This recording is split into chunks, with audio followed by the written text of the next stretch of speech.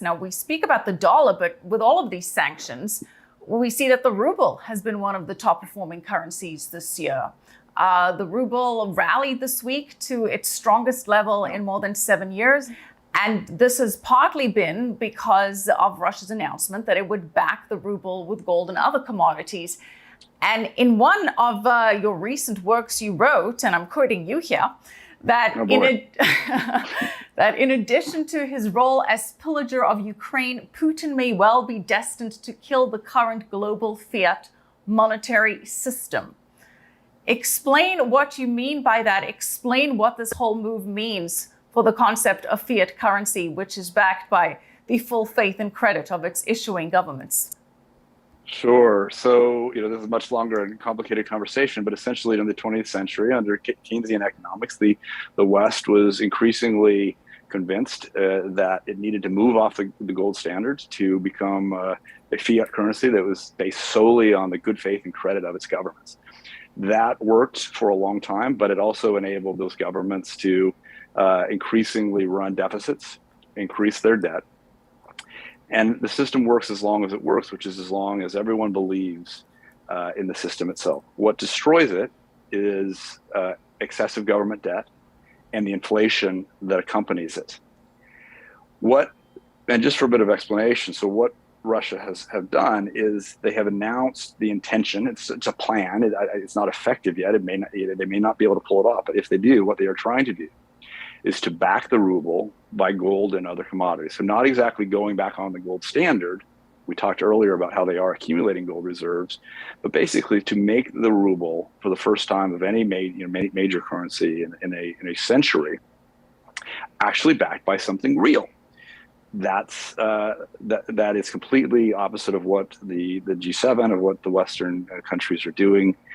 And it is a threat to them because it actually begins to signal the lack of consensus on what makes money and what makes government issued money.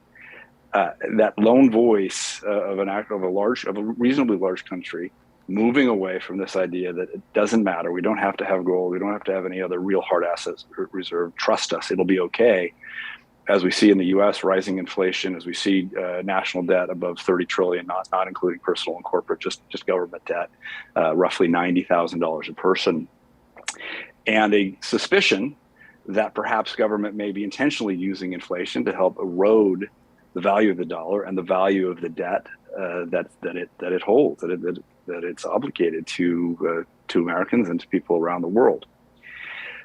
So what I meant was this may be a harbinger of an undermining of that system, of an undermining of the credibility of the Western economies.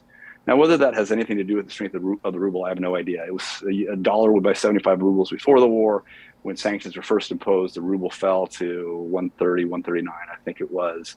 And as you point out, it's now at a 7 or 8 year high. It's done incredibly well. Russia's running its largest current account surplus, I think, ever, while the U.S. has its largest current account deficit ever. Hard to say what's driving the ruble, whether it is that prospect that maybe there's going to be some there in terms of commodity backing. It could also be that you can't trade the ruble right now, or at least the West can't, so there's not really price discovery going on in it. Russia has insisted that its foreign debt must be paid in rubles. That's caused some consternation. Russia's technically in default right now. It has the funding, the ability to pay its foreign debt obligations, but no Western power can convert its rubles. Yeah. So it'll be interesting to see how this plays out from a legal perspective as to whether Russia's in default or whether the sanctions that have been imposed are the real issue here. But it's a different kind of default than what we saw from Russia in 1918 in the Bolshevik Revolution, or even in the 90s when Russia defaulted it on its domestic debt. But I think the real question here that you're raising, the bigger picture, is the global monetary system and whether the fiat system is cracking, it's certainly under strain. And we'll see how it plays out. Yeah, we have had a number of very smart people on this show making the argument that we're about to see the bifurcation of the monetary system, and that we could very well see the likes of China and Russia come out with commodity-backed central bank digital currencies, and that the monetary system as we know it may very well be beginning to phase out. So as you say, that's still to be determined, but it does seem as though this could be one of the unintended consequences of the broader sanctions